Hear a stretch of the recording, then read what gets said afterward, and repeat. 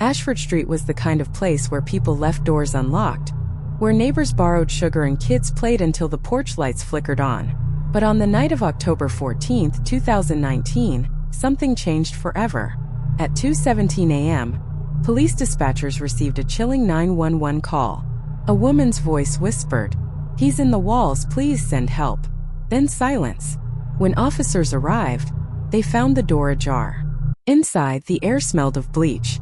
The living room lights were on. The TV flickered static. But the house was empty. Empty except for one thing. On the hallway mirror, someone had written in thick red lipstick, "I never sleep." By morning, neighbors woke to a nightmare. The call had come from Sarah Miller's house, a young mother of two. Sarah and her children were gone. No sign of forced entry. No sign of struggle. Only the words on the mirror. And the strange truth. For weeks, neighbors had reported seeing a man in Sarah's windows at night, pale face watching. But Sarah insisted she lived alone. Who was he? How did he get inside? And why had the cameras across the street all gone dark that night? Backhand index pointing right. Before we dive into the terrifying mystery of Ashford Street, subscribe to Faceless Justice. Hit that button now because what you're about to hear is one of the most chilling stories of modern true crime. And the ending will leave you shocked. Detectives called it the House of Whispers. Sarah Miller, 29, was last seen leaving a neighborhood grocery store with her two kids, Evan, 7, and Lily, 5. Hours later, the 911 call came. After that, nothing. Police found the children's toys neatly arranged in their rooms, as if someone had staged the house. There were fingerprints on the inside of the attic door. Fresh ones. But Sarah never used the attic. Neighbors began to talk. They remembered odd things. Footsteps at night, lights turning on at strange hours, faint scratching sounds from inside the walls.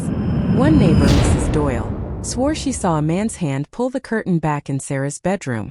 But Sarah always claimed it was her. That was the first clue. The lipstick message, "I never sleep," matched no handwriting sample of Sarah's. But under UV light, investigators found smudges.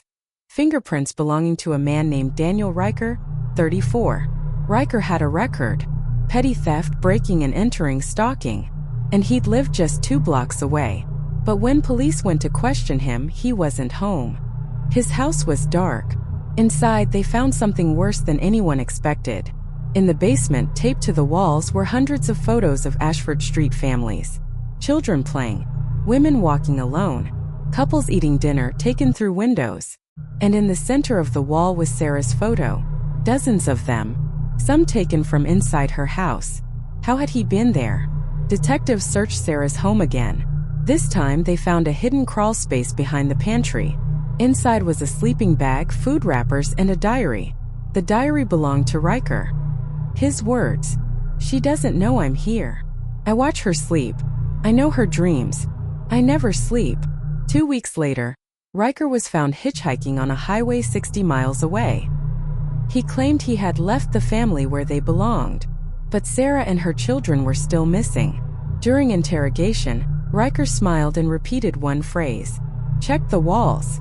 When police returned to the house with sledgehammers, they tore open sections of drywall. In one cavity, they found a hidden tunnel Riker had carved. It led to an abandoned storm shelter beneath the foundation. Inside were 3 small mattresses, chains on the wall, children's shoes, and in the corner, a videotape labeled Ashford 3. The tape showed Riker speaking directly into the camera. Calm monotone. "They're with me now. She fought, but I never sleep. And neither will they." The footage cut to Sarah and her 2 children, alive but terrified, bound and gagged. The background was unmistakable. An underground bunker. A statewide manhunt began. Weeks later, hunters in a remote forest stumbled upon a concrete hatch buried under leaves. When officers broke it open, they found the bunker. Sarah's children were alive, malnourished but breathing. Sarah wasn't.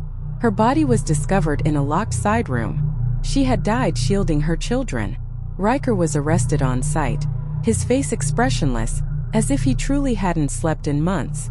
In court, he never explained why he targeted Sarah. His only statement was, "Everyone sleeps. Everyone. Except me."